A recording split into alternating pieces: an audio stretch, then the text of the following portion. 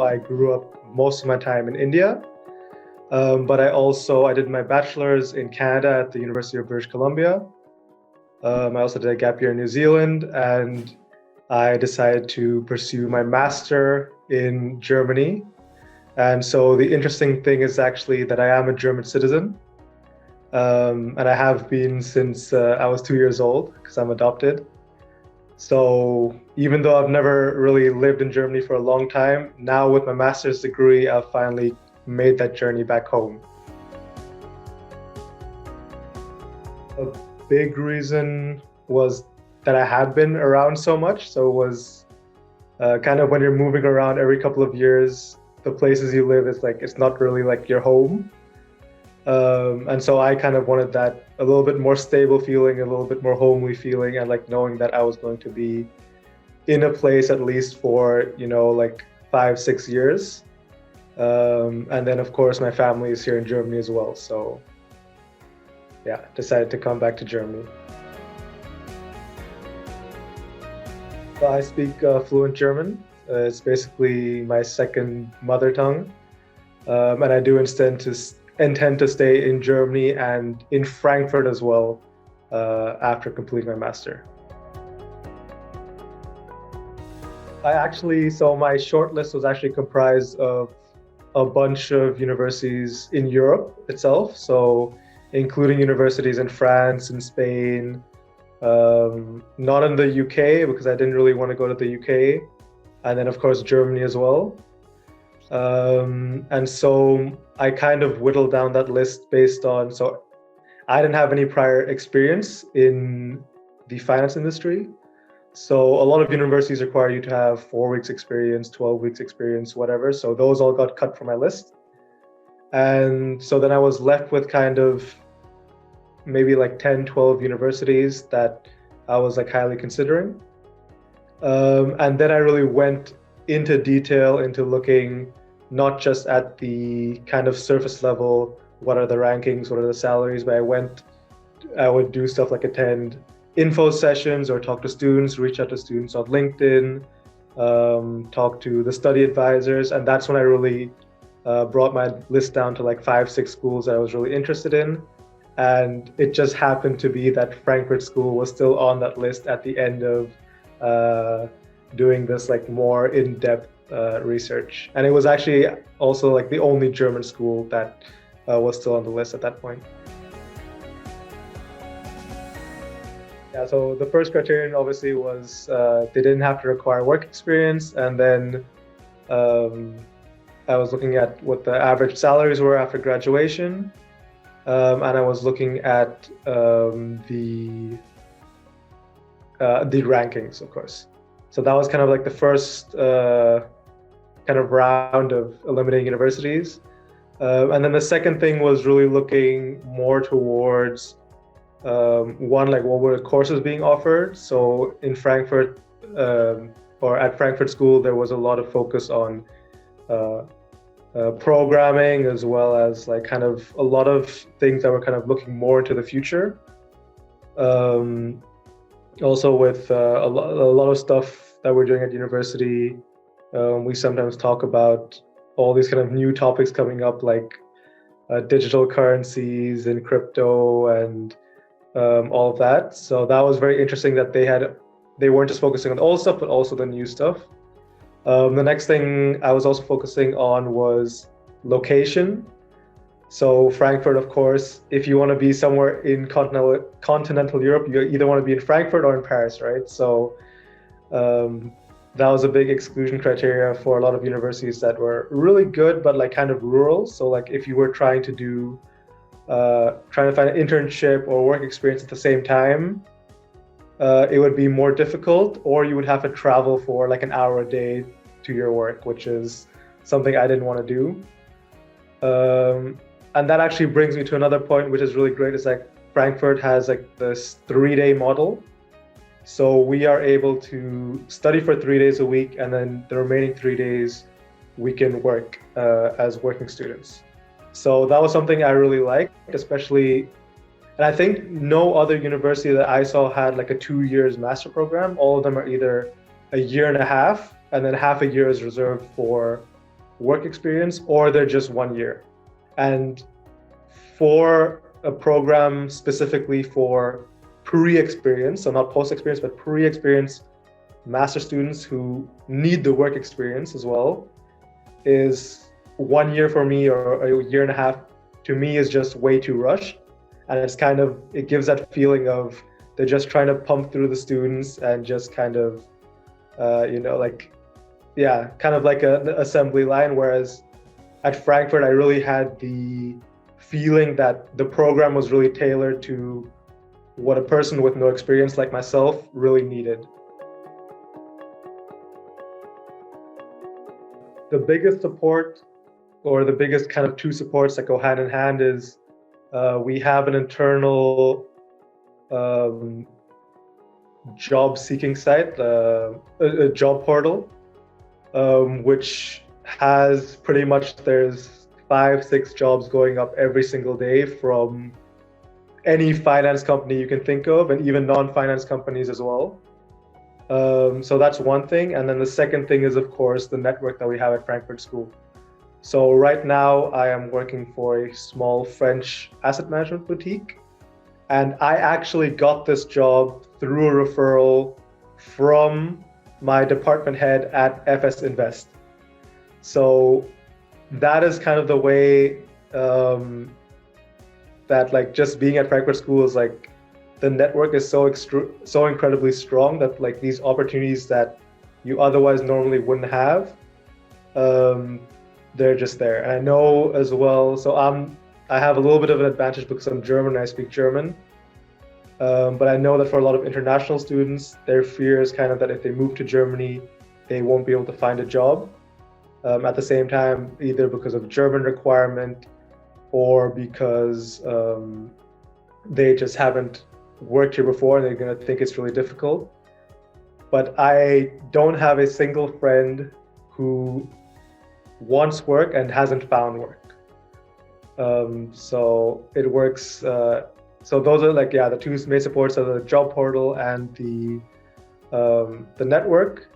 And it works really great because in Germany we have, so governed by from the government, you can be a working student, which is max 20 hours a week, which is also, with the way that the Frankfurt School has set up their curriculum, it's like not too much. So it's not overwhelming, but you still get that, essentially, it's like an internship, but over a longer course of time, right?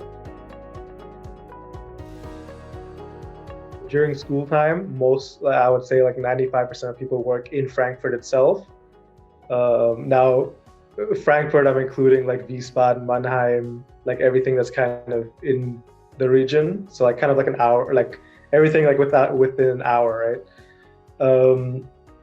But I recently also found out that there are people that they either work not in Frankfurt, remotely, or what some people even do, which is like they work somewhere else, because right now our classes are hybrid because of Corona. So they're actually working somewhere else, like in Hamburg or Berlin, and they're taking their classes online.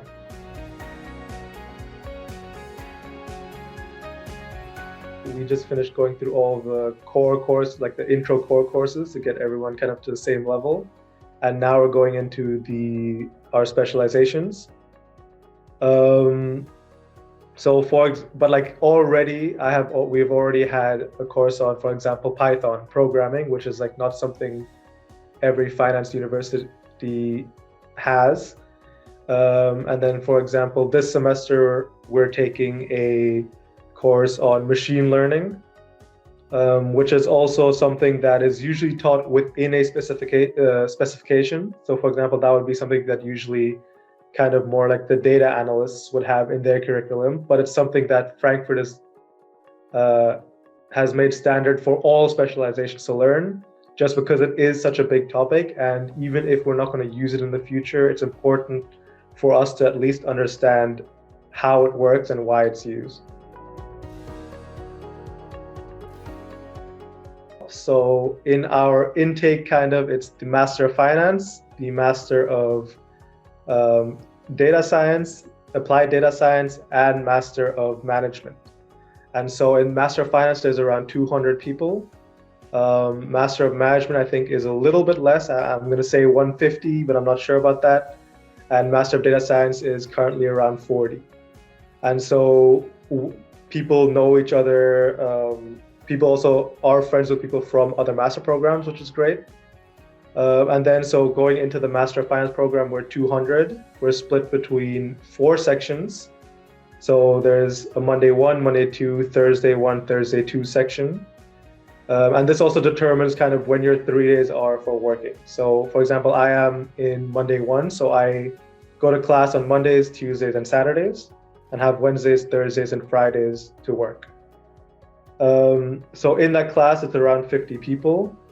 I would say around 10 of those are online, just simply because they're either stuck in their country because of Corona, or because, yeah, so that's like the main reason people are online.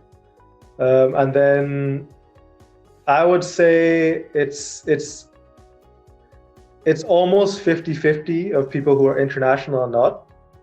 The numbers don't quite say that it's 50%, but I think it almost reaches that level because there are people like me, for example, who on paper I'm German, but I would consider myself to be an international, and I know a lot of my friends are in that same boat.